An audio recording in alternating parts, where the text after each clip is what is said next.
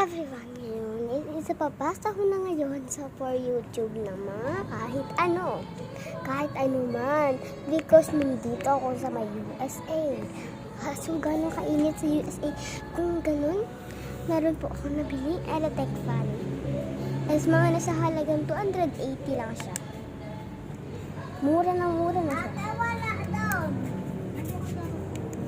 O diba?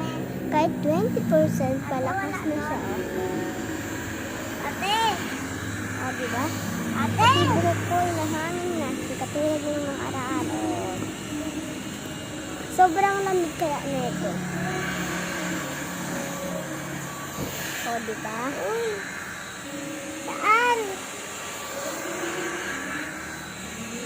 Mama, pati daw po exercise.